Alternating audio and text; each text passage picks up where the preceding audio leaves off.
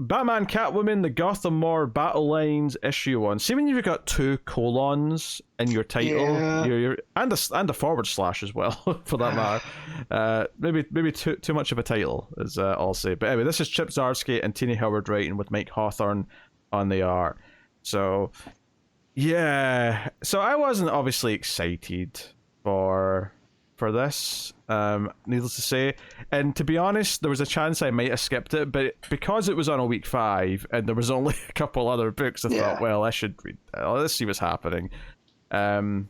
So the premise is, conceptually, I see a lot of good here, but execution is, whatever. And I'm not super into Hawthorne's art. I do think it's a little bit simplistic in places. I'm not a fan of his mouths or in general his faces. So it is very clean. It's not like Howard Porter where it's really messy looking. It's a very clean style, but it's just the proportions and the way that the faces look just are not for me at all.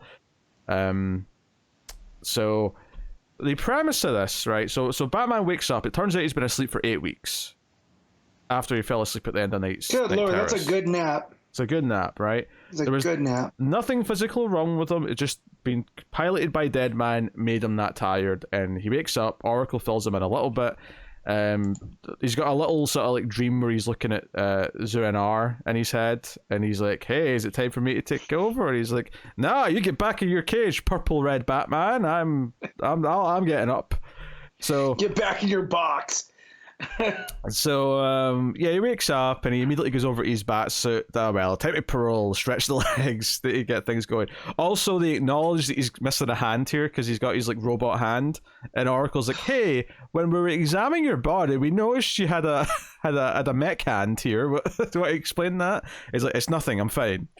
Is basically his response. I forgot about that too because of Night Terrors. Yeah, I hate that he Zdarsky's done this, so now we have to deal with a stupid metal hand. Like, or eventually you'll get like a flesh-looking hand that's robotic, and then we'll just forget that it ever was a thing.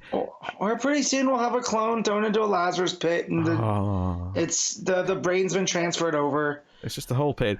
So Batman goes patrolling. He sees a skylight open at a museum or whatever, and there's these 2 burglars in there, and they're cutting the glass. Classic stuff. Batman chases them. And they end up getting away, but it turns out they got away through a vent, meaning the skylight being open with like, the cable was actually like a decoy. They actually tricked them, and it's like, oh, that's interesting. And then the premise of the book is that Catwoman is going around and recruiting all of the goons who normally work for Riddler, Penguin, Joker, whoever, right? She's basically making deals with them all, and she's training them.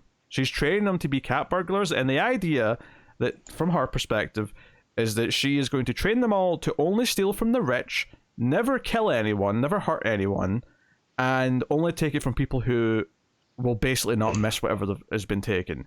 And we find out in the eight weeks that Batman's been asleep, crime has went down 75% because Catwoman has been doing this. God. Okay. Right, this is all fit, and she's got like a whole like sort of gem. She's training all these criminals. We got this lady Clayface looking chick who was in the Catwoman book before, and she's like, okay, I've heard Batman's awake, I'm going to have to call a meeting with them. Tim Drake's taking on Maxie Zeus at a power plant. Batman shows up and Tim hugs him and he's like, Batman, I miss you. And he's like, I miss you too, son. And there's a whole like the dialogue's just a little off. Like there's something about Zdarsky's Batman dialogue which is just slightly left of correct. It's just something I don't like about it. I think it's just like they talk just a little bit too cheesy, I guess, for my liking. But yeah, Selina calls this meeting, quote unquote, masks off. So the Bat family show up, right? Batman doesn't take his mask off, but everyone else shows up to her club that she took from the Penguins kids. Duke's there. I think that's Cass in the background, but the art's quite simplistic here. Steph's there, Damien's there, Babs and Dick are all there. Oh, and Kate's there too. Batwoman's there.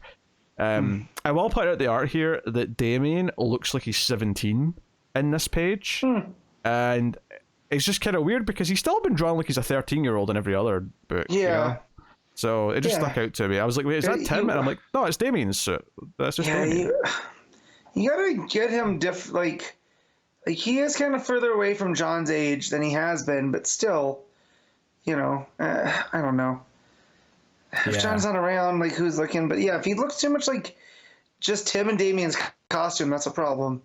Yeah. So Selena shows up and basically says, look, this is what I've been doing, crime's down, and it's actually working, right? All I'm asking you guys to do is to leave us be. Don't, like, go after the guys doing the cat burglaries. They're not going to hurt anyone. I'm training them the right way. And of course, Batman's scowling. He hates this. And the part of the concept here that I think is actually quite interesting is, like, how the different members of the Bat family kind of react to this. And I like the idea of them debating on, like, the pros and cons of this, because, like, Dick's like, this doesn't feel right. All you've really done is change the crime. Like, the crime's still there. You're just kind of, like, shifted it. But then, Tim's like, yeah, but there's a difference between, a thug shooting a bodega owner versus, just stealing a jewel from a rich person who's like, oh, he'll be annoyed about it, but then, well, I'll buy another 10 jewels. Like, who cares? Yeah. Right? So Duke kind of has that thought. Kate's kind of on board. Damien hates it. Damien's like, no, this is bullshit. They're criminals. Yeah, he deals in absolutes, for sure. And to be fair, Damien's also got a good point, though. He says, but what if they eventually just go back to, like, Joker and Penguin and Riddler, but you've trained them all to, like, be much better at their job?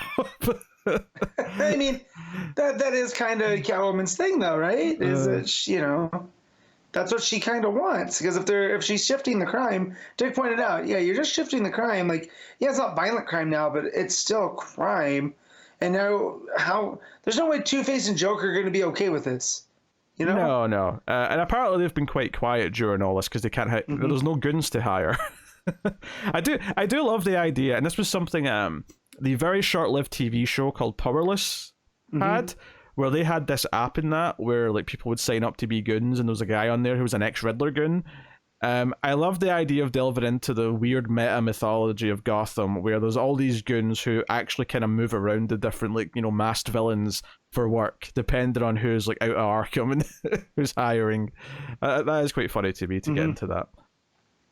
But hey, so Tim's like, okay, you know what, it doesn't feel right, but, we could use more data. We could sort of analyze this a bit more and see what's going on. And then there's the page. There's the page that everyone is going to make fun of, and rightly so, to be honest. Selena's still arguing her point.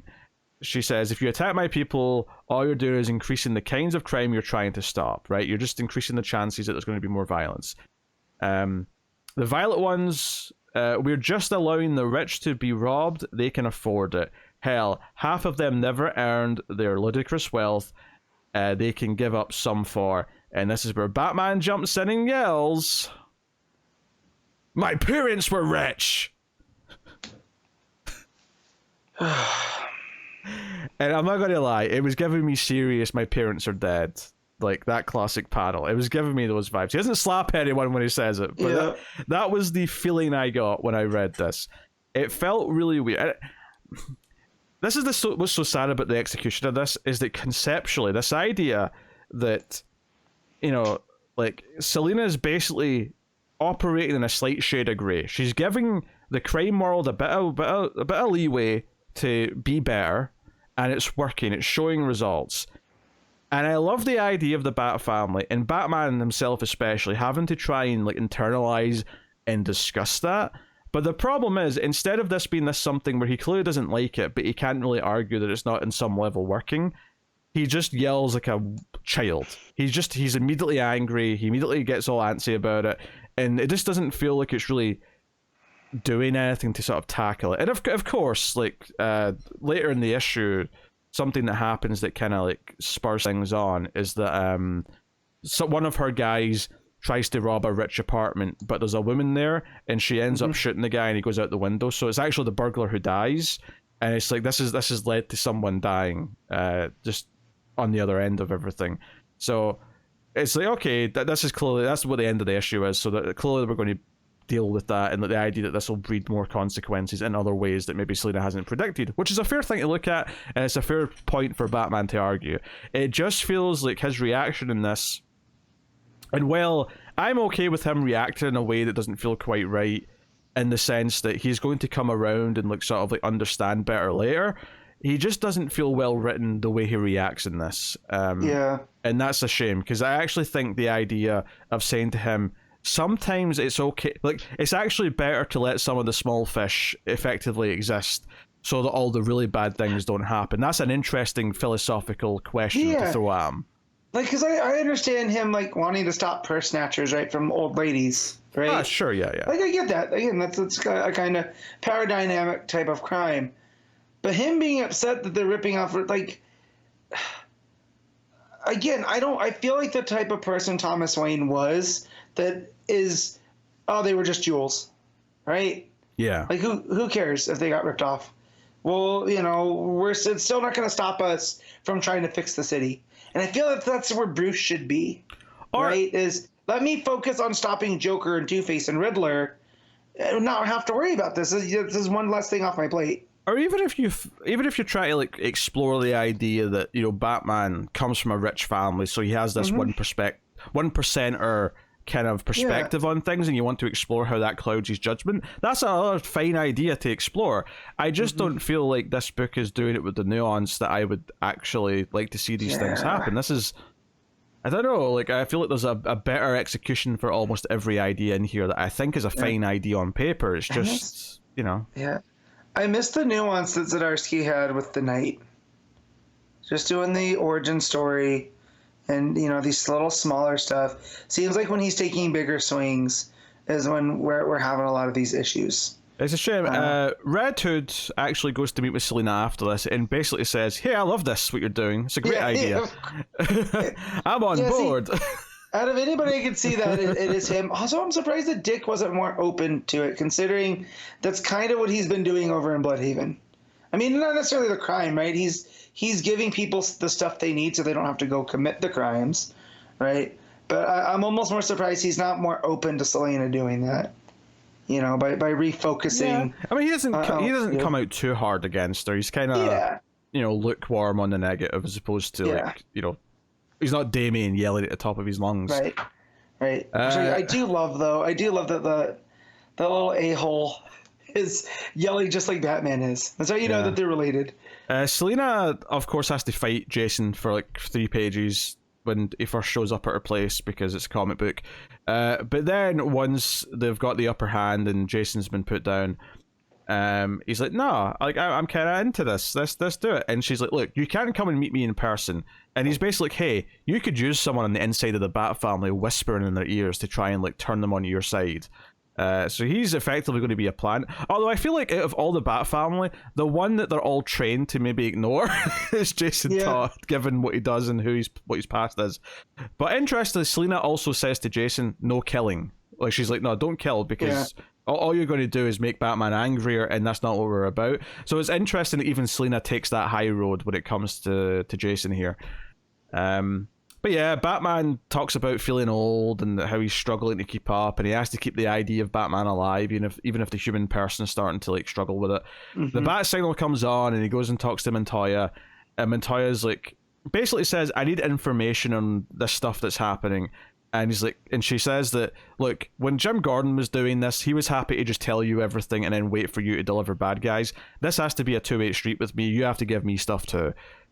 So she does that, and then she also points out, and by the way, Montoya's face in a couple of these panels is some of the worst in the book. No. She says that, look, crime has fallen in these past 8 weeks when you've been missing, and not only that, crime's also falling since I became commissioner. And Batman just responds with, hey, stats can be manipulated. The streets will tell me what I need to know. And then Batman goes looking and sort of questions, maybe it is being really quiet. I've not found anything to beat up all night. Like, everything is kind of on the down low. Also, it teases Riddler. Riddler's watching this meeting on the rooftop with Montoya, and he's basically saying that Batman, like, maybe could use a friend. So Riddler might even try and ally himself with Batman, probably with an ulterior motive because he's the Riddler. But yeah, they do set that up. So that's basically it. There's a scene where Batman goes to a bar called Flunkies, which is where a lot of goons hang out, and the villains will sometimes come here to recruit. But there's almost no one there, and the guy's like, yep, everything's been really quiet recently. And then we get to the crime scene at the end where the burglar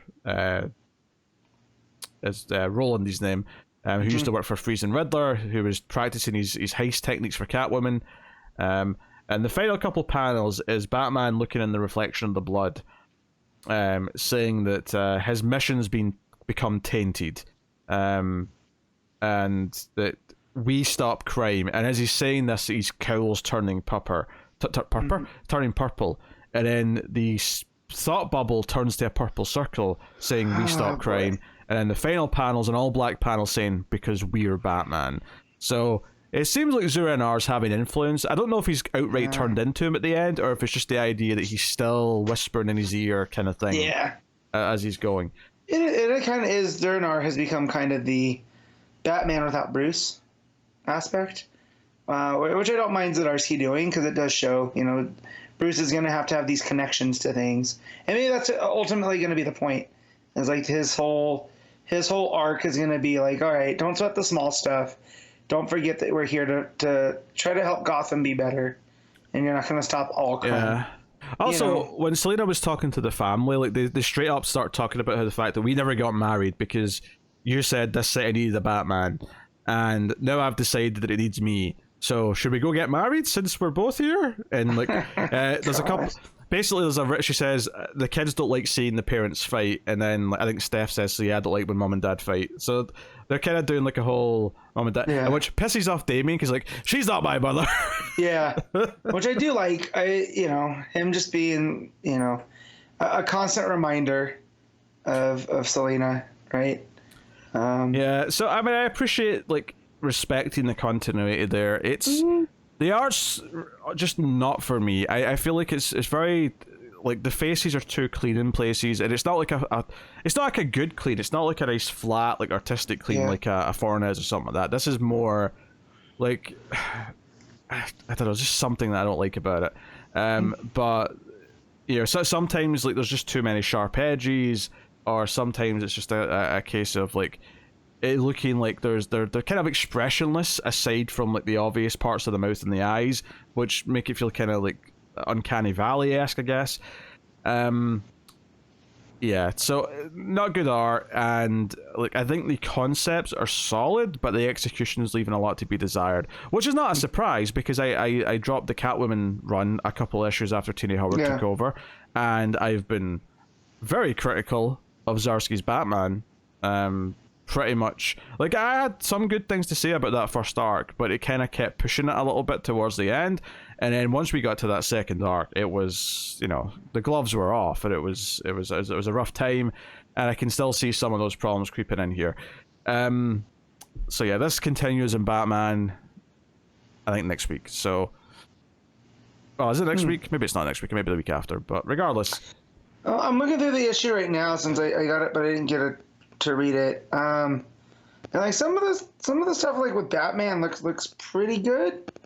Like, although the cape looks kind of weird. Yeah. Well, he's wearing a cowl though. It's more the regular faces that I think really have an issue. No, I'm just saying, like, his Batman looks pretty, like that. Looks pretty good.